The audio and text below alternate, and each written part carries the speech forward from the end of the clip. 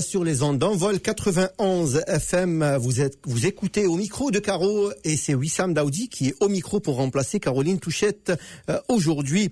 Et en début d'émission, je vous ai parlé de la semaine de l'immigration francophone qui va commencer dans tout le territoire canadien, mais plus particulièrement ici au Manitoba. Il va y avoir plein d'événements qui vont parler justement de l'apport de l'immigration ici au Manitoba, de l'immigration francophone. Et je suis très heureux de recevoir un compatriote, on va dire, un compatriote qui est résident ici au Manitoba depuis 2019, si je me trompe pas, qui vient justement nous parler de l'importance de que les communautés se mettent en groupe et puis essayer de se constituer pour pouvoir s'intégrer mieux, pour pouvoir s'entraider. Donc j'ai le plaisir d'accueillir avec moi Mehdi Kerbel. Bonsoir Mehdi. Bonsoir Wissam, merci pour l'invitation, merci pour ton chaleureux accueil et ta présentation et bonsoir à tous nos auditeurs. Oui, et auditrices.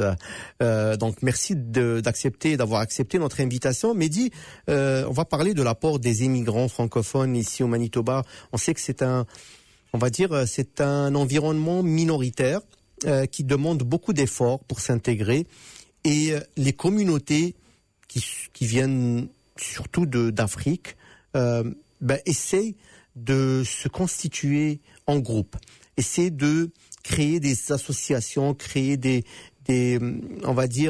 événements qui les réunissent, qui ont des points communs entre eux pour pouvoir justement mieux s'intégrer et mieux affronter la difficulté du fait de vivre ici au Manitoba. Effectivement, Mehdi, merci de mettre le point Sam, dessus. Je sais que ton frère s'appelle Mehdi. C'est moi qui m'appelle Mehdi, on dirait que je me parle à moi-même, désolé. Ouais. Pardon, Wissam, effectivement, le poids est tel que on est en train de tendre même vers une province officiellement bilingue. Absolument. C'est pour dire à quel point l'immigration francophone est en train de changer la couleur de la province d'une manière générale. Peser de tout son poids. C'est le moins qu'on puisse dire. Si on doit les mettre sur une balance, ça commence à peser un petit peu d'un côté, où est-ce que ça nous invite vers un changement qui va être peut-être d'un point de vue légal. Il est possible que la province devienne officiellement bilingue. Il y a un vote qui est en cours en ce moment et j'invite tout le monde à y participer d'ailleurs, avant la fin de la clôture. Et tu as dit une chose très très importante, Wissam, c'est que depuis que nous sommes là, beaucoup de communautés s'organisent, se constituent en association, en amicale, en petits comités. Et c'est ce qui fait de nos différentes communautés des actions vibrantes pour la francophonie. Le fait est de se constituer, c'est un pont, c'est vraiment un pont, ça permet aux communautés qui sont déjà installées de cultiver leurs racines, parce que le Canada ne veut pas que on se coupe, c'est ce qui fait notre richesse. Intégration ne veut pas dire forcément assimilation. Intégration ne veut pas dire forcément assimilation, et il veut dire vivre avec les règles du pays qui nous accueille, qu'on a choisi, et surtout garder les valeurs, certaines. Il y a quelque chose, on dit des fois que la culture c'est quelque chose qu'on prend pas dans nos valises.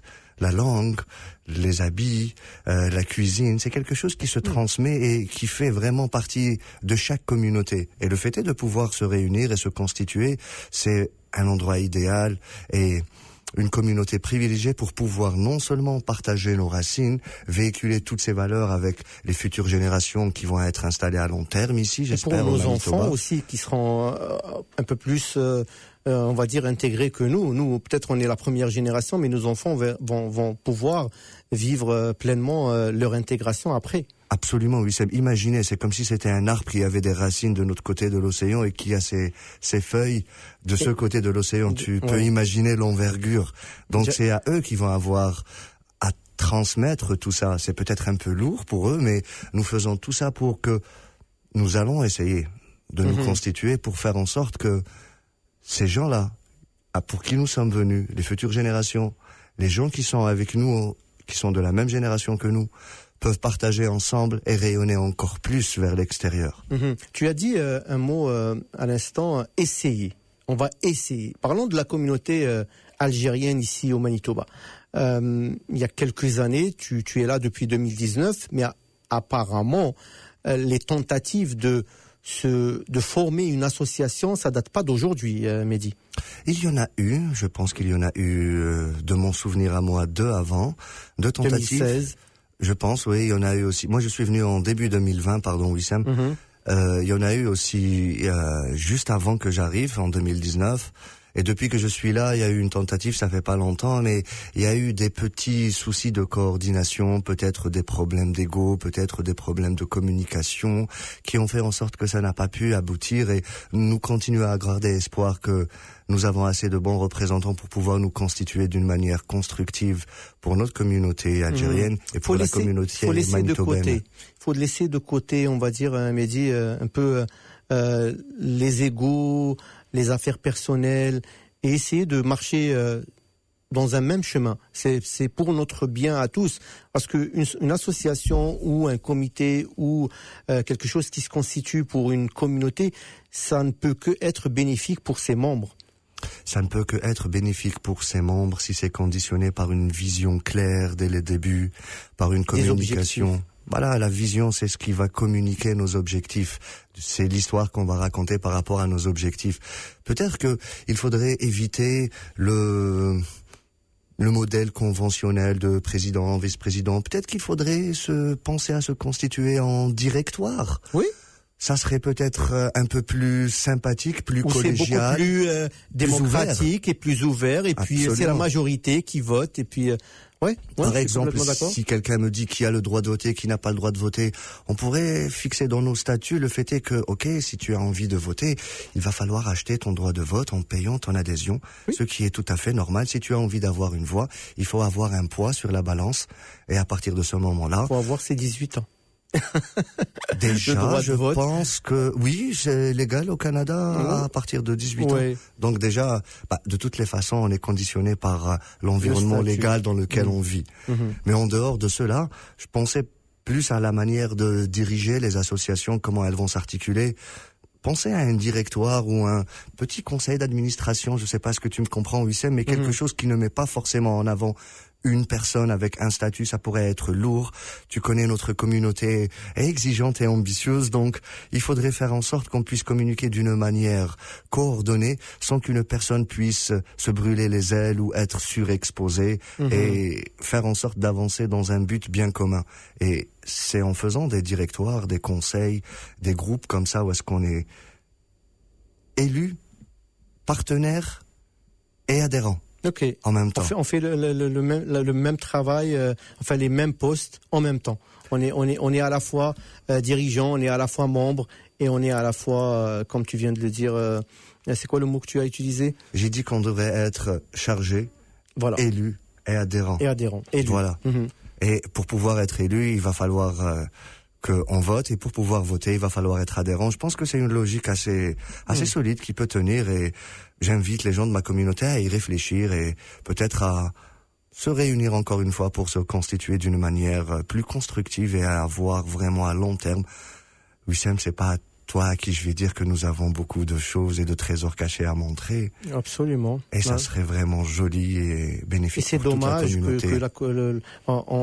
C'est dommage que la communauté algérienne ne puisse pas avoir des représentants de leur culture, de leur tradition ici au Manitoba, parce que elle est tellement riche, notre culture, elle est tellement ancienne, ancrée dans l'histoire, que c'est dommage qu'on tarde à voir le jour cette association qu'on attend tant.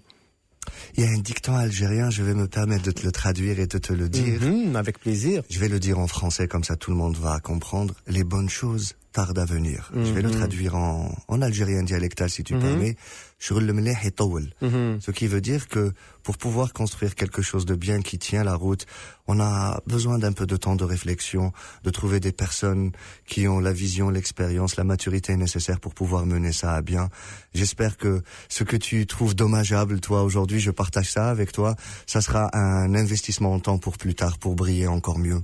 Je le souhaite du fond de mon cœur. Et je pense que toi aussi. Oui, je le souhaite du fond du cœur. Et comme j'ai dit dans une des réunions ou dans un message que j'ai posté, il faut mettre de l'eau dans son vin pour pouvoir avancer ensemble. mettre à côté tout ce qui nous différencie pour justement tendre la main et voir uniquement les choses qui nous rassemblent pour avancer. Ouais. Je suis tout à fait d'accord. Mettre de l'eau dans un vin, c'est une belle expression qui illustre cette situation. Celui qui dirige, c'est celui qui sait voir, prévoir, et c'est celui qui sait concilier, arrondir les angles. Il nous faudrait plusieurs personnes pour faire ça. Je ne voudrais pas charger une seule personne avec cette lourde responsabilité. Absolument. Il faudrait réfléchir à cela. Et comme tu dis, l'Algérie, elle est multiple et diverse. Moi, des fois, je l'écris avec un S à la fin, juste pour montrer que nous sommes plusieurs. Ouais. Plusieurs, par exemple, personnes sur les sites, sur les réseaux sociaux, viennent découvrir l'Algérie et ils en sortent avec la même conclusion. Et il nous faut plus de temps pour découvrir ce continent. Ouais. C'est un continent, tu as bien résumé, voilà. C'est un continent. Merci beaucoup Mehdi Kerbel pour cette belle présentation et puis d'avoir bien accepté de venir nous en parler de la communauté algérienne et puis on croise les doigts pour voilà. On y croit. On croise les doigts et on va retrousser les manches. C'est bien d'avoir de bonnes pensées, mais passer à l'action, c'est encore mieux. C'est encore mieux, absolument. On va partir en chanson avant de continuer notre émission. Comme je vous ai dit en début d'émission, j'ai eu une très belle entrevue que j'ai réalisée ce matin. C'est tout chaud avec Elias Ferfera Quartet avec leur projet Tawazun, qui veut dire équilibre. On a besoin d'équilibre, Mehdi. L'équilibre de la force. C'est joliment dit, Wissam. Ouais, on a besoin d'équilibre. Alors restez branchés. Tout de suite après cette chanson qui s'appelle Être heureux de Madiba King. Et on a besoin d'être heureux dans la vie. On écoutera l'entrevue en intégralité. Vous êtes branchés sur la bonne fréquence de 91.1 FM, votre radio communautaire.